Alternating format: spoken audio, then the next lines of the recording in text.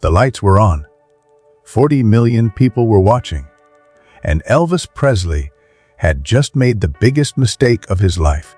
He just did not know it yet. Nobody interrupted Dean Martin on live television. Nobody had ever tried. Elvis Presley tried. Once. One man said something he should not have said. In front of 40 million people. On Johnny Carson's Tonight Show. The other man smiled and said 4 words. And that was the end of it. What happened in the next 30 seconds did not just embarrass one of the biggest stars in the world. It showed everyone watching exactly what real cool looks like when it has nothing to prove. NBC Studios, New York, early 1960s. The Tonight Show was the most powerful stage in America. Not because of the lights, not because of the cameras, because of the desk. Johnny Carson sat behind that desk 5 nights a week. And what Carson approved of, America approved of.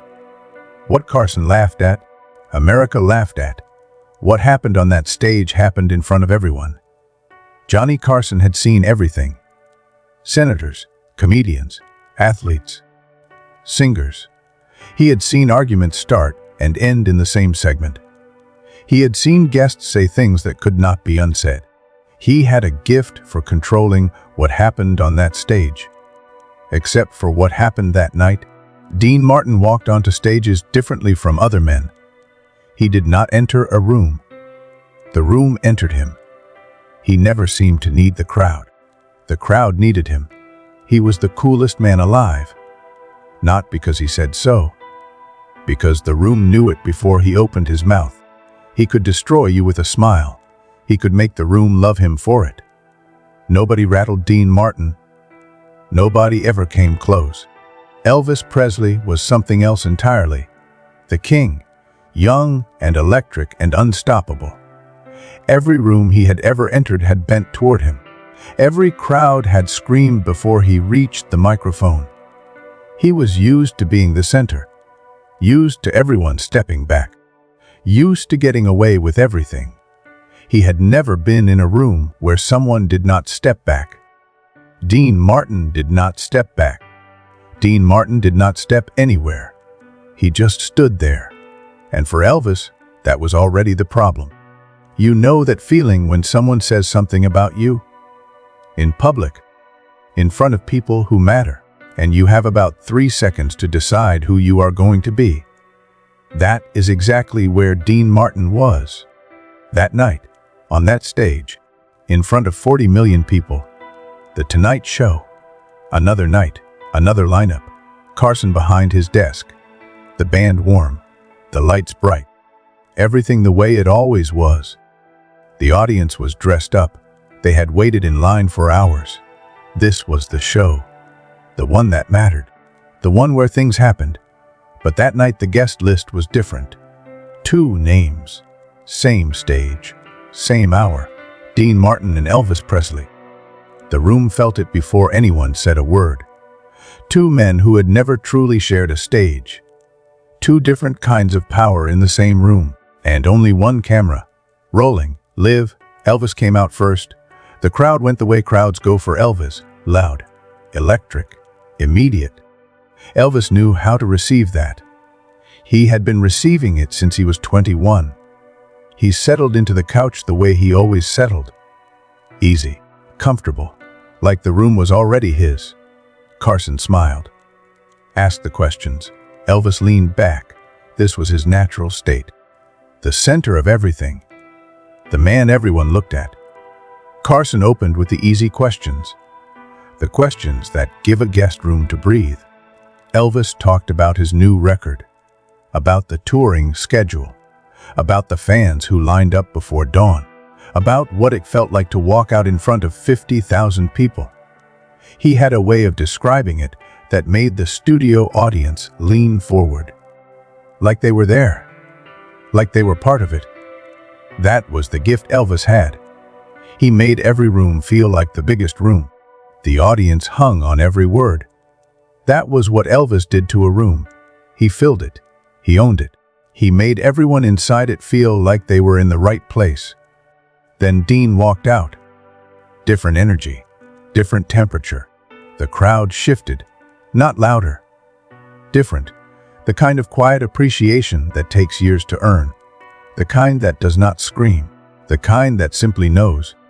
Dean moved to the couch without rushing. He looked at Carson. He looked at Elvis. He smiled. And he sat down like a man with nowhere else to be. Now there were three of them: Carson, Elvis, Dean. And something in the room that had not been there before. A tension without a name. Here is what nobody ever talks about. Elvis Presley was not used to sharing a room with someone the crowd loved differently. Louder was what Elvis knew. He had grown up in louder. He had built his entire life around louder. Dean Martin operated in a register Elvis had never learned. The register of a man who does not chase the room. Who waits for the room to arrive? Who knows that the room always does? Carson kept it moving. He was good at that. Good at filling air. Good at making everyone comfortable. He asked Dean about his music. He asked Elvis about his touring. He asked them both about Hollywood. On the surface, it was smooth. It looked like every other night on that stage. But something was building, underneath the jokes, underneath the applause. Under the smiles and the casual back and forth, something was building. The audience could feel it, not clearly. Not the way you feel something you can name. The way you feel weather before it arrives. A pressure in the air. A change in temperature. The sense that the room is waiting for something to happen. Watch how two men sit in the same couch. Elvis leaned into it, owning the cushion, owning the arm, owning the space around him the way he owned every space. Dean sat in it like it belonged to him by default. Not leaning, not claiming, just there, fully there, like the couch had been waiting for Dean Martin all night. That difference, right there. That was everything. See it from Elvis's side. He was the king. Every room he had ever walked into had bent toward him. Every person he had ever stood next to had stepped back. Dean Martin did not step back. Dean Martin did not step anywhere. He just sat there, calm, unimpressed, complete, in no rush to prove anything to anyone. And that, for Elvis, was the problem. Elvis had never been in the room with a man who operated that way, who smiled so easily and needed so little, who the crowd loved not because he asked for it, but because he could not help receiving it. That kind of ease does something to the men around it. It makes them reach for something. Something to establish. Something to prove. Something to say. Now here is the question nobody asks. Was Dean Martin doing this on purpose? Was that ease a weapon? Or was it simply who he was? And did it even matter? The effect on the room was the same either way. What had been building between these two men? Was this the first time? Or had something been there longer?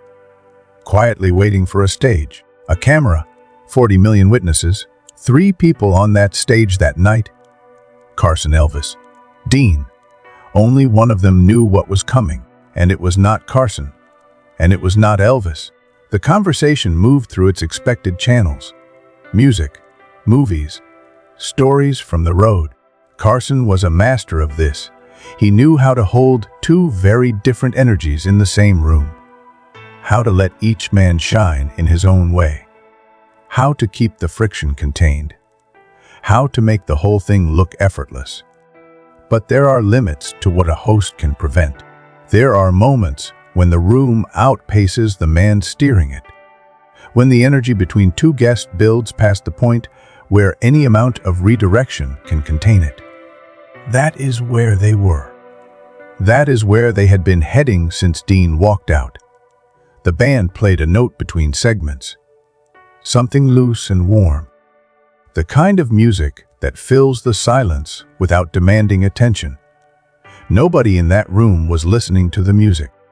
They were watching the couch. Carson asked a question. Elvis answered. Dean smiled and added something. The audience laughed. This was the surface. This was the show. But underneath the show, something was tightening. Elvis began talking about music, about the way things had changed, about the new sounds and the new styles, about how the world had moved on, about how what people wanted from a stage had changed so dramatically, about how the performers who had not changed with it were being left behind. He spoke with the easy confidence of a man who believes what he is saying. The confidence of a man who has never been told he is wrong. The audience was listening. Dean was listening. Carson was listening.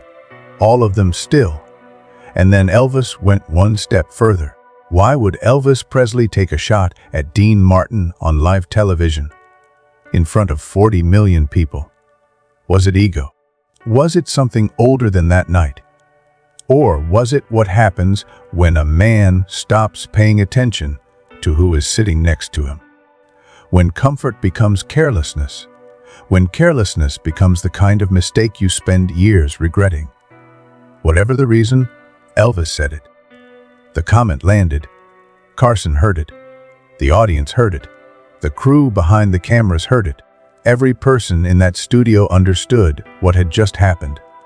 Not a joke, not a compliment, a line, drawn in front of 40 million people. What exactly did Elvis say? The question that still gets asked. The question that never gets a clean answer. Because the people who were in that room do not agree on the exact words. What they agree on is everything else. They agree on what Dean Martin did next. They agree on what the room felt like. They agree that the moment Dean answered, everything changed. That moment, before Dean responded, before anyone in that room knew what was about to happen, the silence between Elvis speaking and Dean answering. The lights were on. The camera was rolling. Carson's hands were still. The audience had stopped breathing. Elvis was waiting. Dean was smiling. A million people. Live television. No cuts. No edits. No second takes. Whatever Dean Martin said next was going to exist forever. Dean Martin did not rush. He never rushed. He looked at Elvis the way you look at something you have already figured out. Completely. Calmly. Without any need for it to go differently. He did not look at Carson. He did not look at the audience. He looked at Elvis, and then he spoke. Elvis Presley had just said something he could not take back. On live television, in front of 40 million people. Most men in that chair would have laughed it off, or looked to Carson for help, or pretended they did not hear it. But Dean Martin was not most men. What he said in the next 4 words would define that stage, that night, that moment forever. If stories like this are the kind that stay with you, subscribe. We find the moments that history almost forgot. What Dean said next shocked everyone in that room. Elvis had been talking, the way Elvis talked when he was comfortable.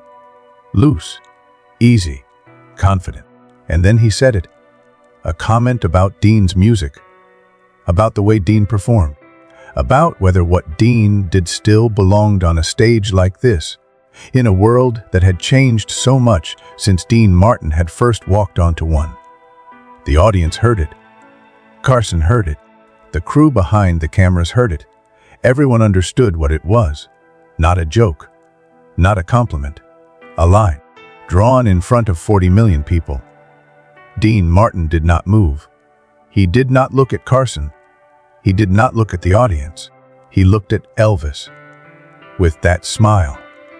The one that meant he had already won. And was giving you the chance to figure that out for yourself. Then he spoke. 4 words. Calm, cold, exact. The kind of sentence that does not need to be loud. Because the truth in it does all the work. He said, the music never lies. Nothing else. He did not explain it. He did not follow it. He just let it sit there, in the air, on camera, forever. Elvis Presley did not respond. He could not, because everyone in that room understood what those 4 words meant. Dean Martin's music had been there before Elvis. It would be there after. And Dean Martin did not need to say that. He just had. The audience was silent for half a second. Then someone laughed. Not at Elvis. Not at Dean. At the truth of it. At the precision of it. At what had just happened in 4 words on live television. Carson smiled. The practiced smile. The one that said he was holding the room together with both hands. Elvis sat there. Something had crossed his face. Just for a moment. Before the performer in him brought it back under control. But the room had seen it. Carson had seen it. The cameras had seen it. 40 million people would see it. There are 2 kinds of performers in this world. The ones who need the crowd to tell them who they are. And the ones who already know. Dean Martin already knew. He had always known. Elvis Presley was learning that. Right there. On live television. In front of 40 million people. You know that moment when someone challenges you. In public. In front of people. And instead of fighting back, you say the one true thing. The thing that does not need defending. The thing that stands on its own. That is what Dean Martin did. In 4 words. On live television. In front of 40 million people, Dean Martin had said 4 words. Elvis Presley had said nothing back. But that was not the end of the story. Because what happened in that room after the cameras stopped was something nobody was supposed to see. And what Elvis did in the weeks after that night revealed something about both men that the cameras never caught. Elvis crossed a line on live television. Dean Martin answered with 4 words. The room went silent. But the story did not end there.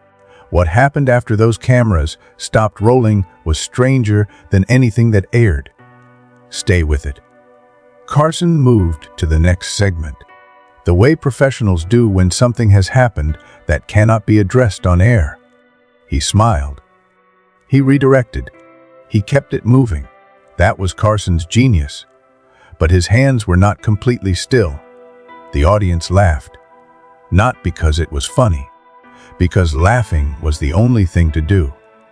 When you have just watched someone get dismantled so quietly, they almost did not notice it happening. The segment ended. Carson thanked both of his guests. He thanked them the same way, warm, measured, professional. The way you thank someone after something has happened that you are going to think about for the next 30 years. Now here is what nobody ever talks about. Elvis Presley spent the next 3 weeks asking people who had been in that room what they thought Dean had meant. Every person he trusted. Every member of his inner circle who had been there. He went to them one by one. Not publicly. Not openly. The way you go to someone when you need to understand something and you do not want anyone to know you need to understand it. He wanted to know what the 4 words meant. He wanted to know if the room had laughed at him. He wanted to know if Carson had known it was coming. He wanted an answer to something he could not quite name. The question he kept coming back to was simple. How? How had Dean Martin sat there and said 4 words and ended? Without raising his voice. Without moving from his seat. Without even changing his expression. How had someone walked into a room, absorbed a public challenge, and walked out having never appeared bothered by it for a single second? That was the thing Elvis could not decode. Not the 4 words themselves, the absence of everything around them. No anger, no hurt, no need to explain. Just 4 words. And then the conversation continued as if nothing had happened. Dean Martin spent those same 3 weeks not thinking about it at all. That is not a small detail. That is the whole story. The man who fired the shot was still standing over it, turning it over, looking at it from different angles, trying to find the shape of what had happened to him. The man who answered had already forgotten the question. Carson mentioned it to his producer once. Years later, he said he had never seen anything do so much with so little. That is not a small thing, coming from Carson. He had seen everything on that stage. He had seen everyone. He had hosted the most powerful platform in American television for 3 decades, and those 4 words still stood out. The crew talked about it for years. The way crews talk about the things that happen on live television. The things that could not be planned. The things that could not be repeated. Every person who was in that studio had a slightly different version of the story. The details shifted depending on who was telling it and when. The emotional truth never did. There is something that happens in a television studio when a moment lands that nobody planned for. The crew feels it before the audience does. The camera operators, the floor directors, the sound technicians, the people whose job is to stay invisible and make the broadcast happen. They felt it that night. One of them described it years later. He said the room went cold for about 2 seconds. Not quiet. Cold. The way a room goes cold when something true has been said. When the temperature of truth drops into a space that was expecting something else entirely. The bandleader told someone years later that he missed a note. He never missed notes. But those 4 words came at him from nowhere. And his hands forgot what they were doing for just a moment. Elvis's people were quiet backstage. The kind of quiet that means everyone knows what happened and nobody is going to say it out loud. One of them later told a reporter that Elvis was in his car within 12 minutes of leaving the stage. 12 minutes. Elvis Presley, who never left anywhere without working a room first. Gone in 12 minutes. Dean's people were laughing about something else entirely, because Dean had already moved on. He had already found something new to be interested in. A joke from one of the crew, a story from the green room, something that had nothing to do with what had just happened on that stage. That was the thing about Dean Martin. He did not hold on to moments. He let them go. And the moment he let go of that night was the same moment it became a story, because the man it happened to was the only one in that room who did not care that it had. The days after that broadcast were their own kind of aftermath. People who had seen the show talked about it. Not in headlines, not in columns, in the way people talk about things that happened on live television before there was a way to record and replay them. Person to person. Table to table, the way real moments traveled in that era. By word of mouth, through the people who had seen it and could not stop describing it. What did it look like? It looked like nothing from the outside. That was the terrifying part.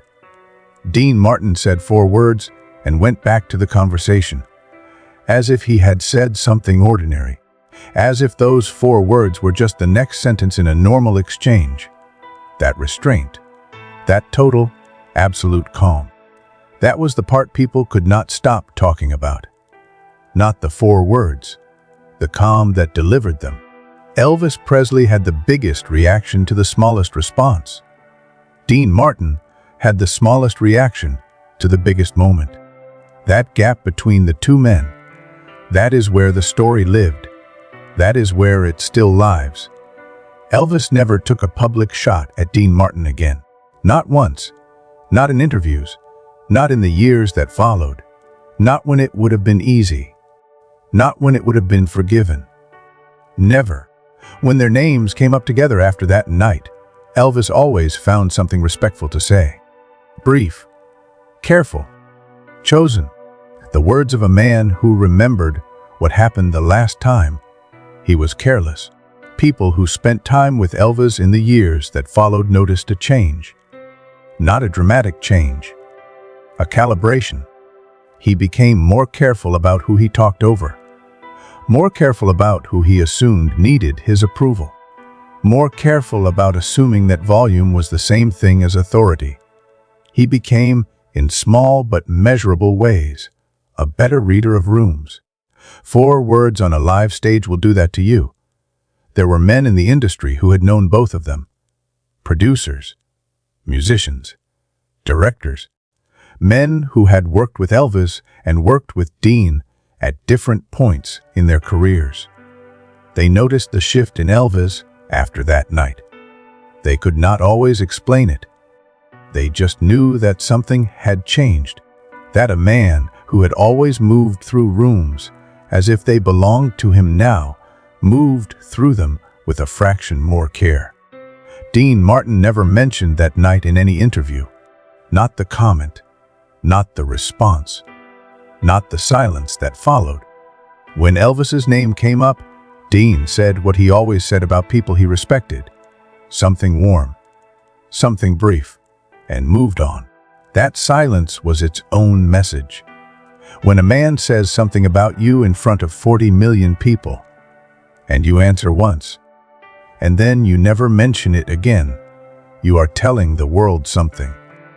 You are telling them that the answer was enough, that you do not need the story to keep being told, that you already knew the truth of it, and saying it once was all it ever required. Some men build their confidence by keeping score, by remembering every insult, by replaying every victory. Dean Martin was not that kind of man. He did not need to revisit the moment. He had been there. He had said the true thing. It was done. That four-word sentence became one of those things, the kind that people who were in the room talked about for the rest of their lives. The crew, the audience members, the people who had been watching from behind the cameras. They all remembered it differently, but they all remembered it. Some said Dean smiled before he said it. Some said he did not smile until after. Some said the four words were delivered so quietly that the people in the back rows did not hear them at the time, only understood later, when the person next to them repeated what had been said. That is how the true moments work. They do not always announce themselves. Sometimes they arrive quietly, in four words, with a smile that has nothing to prove. Elvis Presley died in 1977. Dean Martin died in 1995. Neither of them ever spoke about that night publicly. The four words lived longer than both of them. This is not a story about a fight. There was no fight. That was the whole point. This is a story about what real confidence looks like when it has nothing to prove. Elvis Presley had power, the kind that fills arenas and stops traffic, the kind that makes people scream before you say a word. Dean Martin had something different, the kind of power that does not need the room. That exists whether the room acknowledges it or not. Elvis confused those two things that night. He thought Dean needed what Elvis had. He was wrong.